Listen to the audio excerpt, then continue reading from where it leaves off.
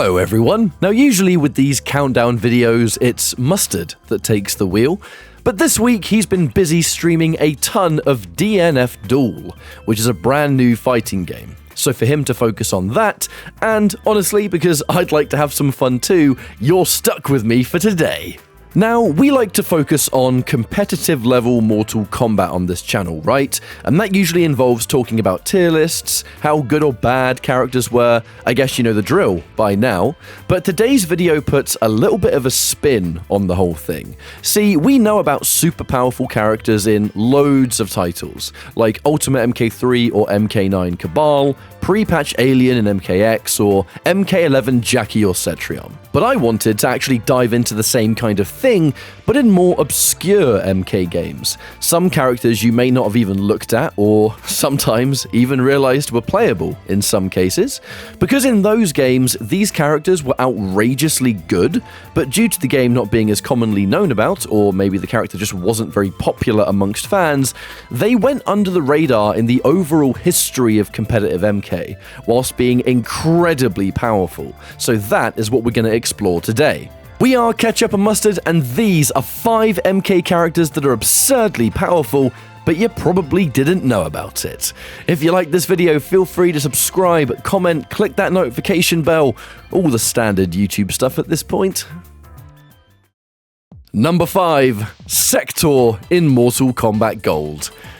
I don't know if I'm cheating with this first entry, but I want to set the stage for everyone else, as MK Gold is one of the more forgotten about titles, but it has some of the exact examples that I'm talking about in today's video. MK Gold was essentially a Dreamcast exclusive port of MK4, with enhanced visuals from the console versions of that game and a bunch of new, yet returning characters.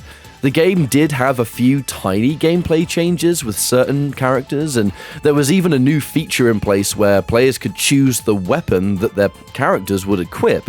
But I'm going to tackle the more obvious side of this game, which is the broken new fighters, of which Sektor takes the top spot by a considerable margin. You had to access the secret cheat menu to even pick this character, and when you made it there, you still had to perform a hidden sequence in Character Select to make Sektor your player of choice. But when you actually had him in a match, oh my days, this character was unfair on every single possible level. From hands down the messiest and most unbalanced zoning you've ever seen in your life, thanks to straight missile, double missile, and homing missile. Easy to perform max damage combos thanks to his launching teleport. The teleport on certain revisions of MK Gold is an infinite in itself. Quite literally, all you have to know is how to perform his special moves, and you can absolutely annihilate anyone that you're going up against, regardless of skill level. You cannot deal with the projectiles, and when you actually get hit, he's going to do more damage than almost anyone else in the roster. Broken doesn't even begin to describe how unbelievable Sektor actually is. Now don't get me wrong, pretty much every new character in Gold is in a tier of their own. Kitana, Cyrax, or Baraka come to mind instantly for their own collection of broken tools, but Sektor is genuinely so busted that he completely overshadows everybody else. If this game had a competitive scene like the others, he would have been an instant ban, no questions asked. Number 4. MK2 Kung Lao in Mortal Kombat Trilogy. The question is, for the rest of this video, is anyone going to even touch the level of broken that Sektor was in Gold? I guess not, because I'd say he's one of the more infamous characters of all time, but it still leaves a space for other characters who, in their own right, were still very powerful indeed in more unknown versions of games or even situations, which brings me to the next character on this list. The non-N64 versions of MK Trilogy had more characters available than what you see on the select screen. Chameleon often being the more commonly known, as you can select him in a similar fashion that Human Smoke has played in Ultimate MK3, but I'm talking about certain characters that have their previous installments playable via the touch of a button, and one of those is Kung Lao. Now, to be fair, I think I could have picked any of these classic versions out of a hat and probably still had similar stuff to go on. However, you can access Kung Lao's MK2 style version, which was remade to fit into the UMK3 style of gameplay, and he's definitely one of the strongest characters in this version of the game.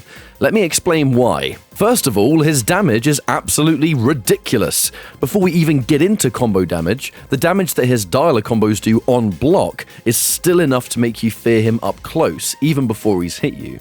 It is rare that chip damage via strings is this high in this game, so this feature already raises a few eyebrows for me. When he does land a hit though, he absolutely shreds with even the most basic of combos. Easy half-life damage if you're going for the consistent and the simple stuff, but if you want bigger juggles, against characters with the correct hurt boxes, he gets some really high damaging juggles thanks to the instant jump punch dive kick. Now this isn't so unfamiliar with Ultimate MK3 Lao, as this exact kind of combo probably looks similar to some of you, but remember that Ultimate MK3 Kung Lao can only launch via anti-air, teleport punishes, or spin. MK2 Lao has a launching string, and one that does tons of chip damage anyway. To top it all off, he for some reason is given Raiden's Superman dive, which, like Raiden, can be done in the air. He's got tons of mobility, damage, chip on block. Let me tell you, this specific character is a menace for MK Trilogy, and he's one of my go-tos if I ever dust off the game. Number 3. Sub-Zero in Vanilla Mortal Kombat 3. You might have expected me to cover a slightly more commonly known version of Sub-Zero here, as for those unaware, there is a often named Super Sub-Zero in the N64 version of Trilogy. They basically put both of the Sub-Zeros together in that game, where he has everything that classic Sub has, but he also gains the Ice Clone and Air Freeze. That character is crazy strong, but I'm actually going to go even more obscure here. Vanilla Mortal Kombat 3 is possibly the most unknown version of the main title MKs for a lot of people. And to be fair, it's for good reason.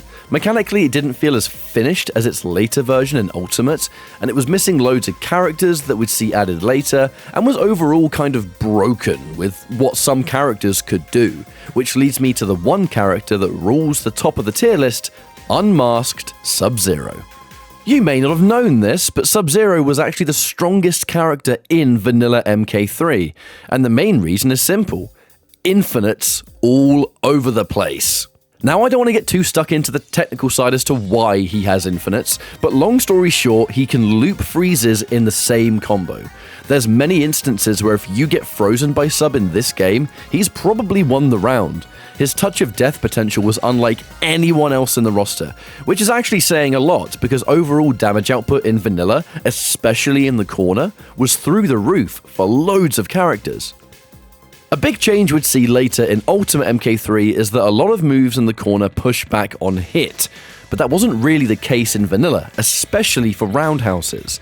Sub could use this to his advantage for the infinites that he brings forward, and you can couple all of this with the damage, the good zoning thanks to air freeze, clone, and straight freeze. He was a nightmare, and would receive significant changes as Ultimate came out.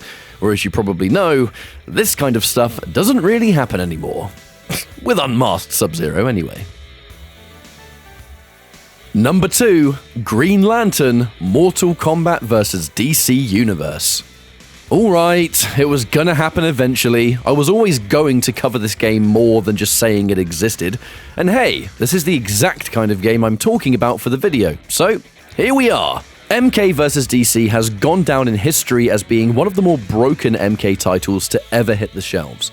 However, it did have a competitive scene of online players where forums and clans were extremely prominent.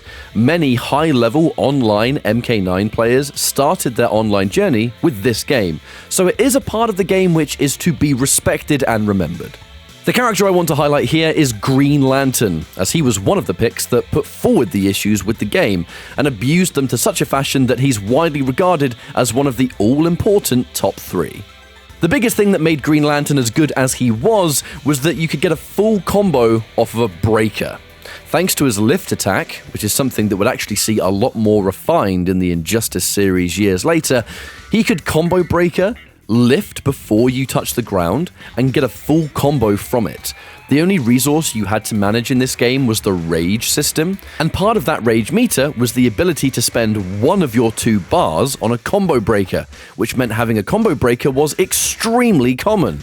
Now, there's other reasons this character was so strong, but the free combo off of a breaker, which came to you a lot more often than in other games, was by far the biggest offender here.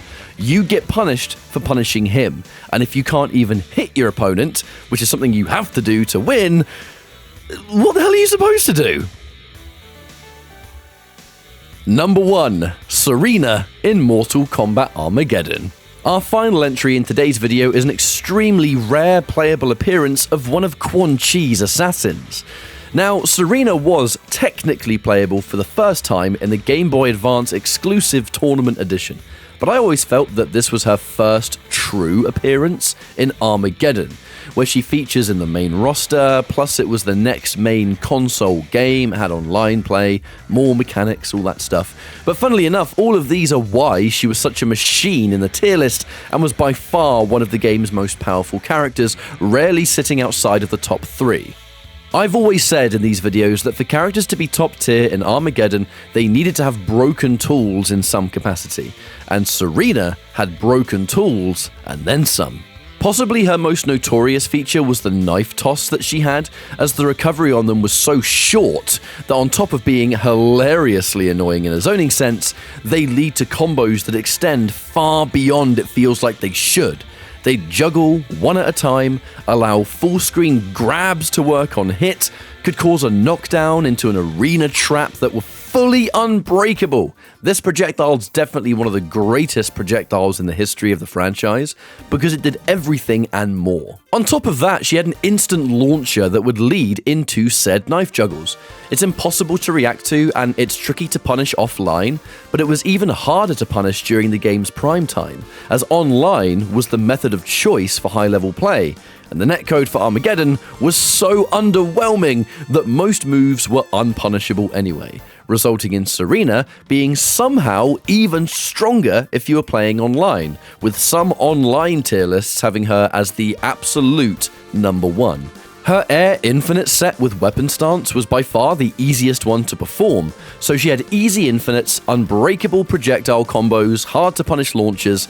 She was easy mode, but so hard to beat, and for an almost one-off appearance, Sareena was one of Armageddon's most infamous characters.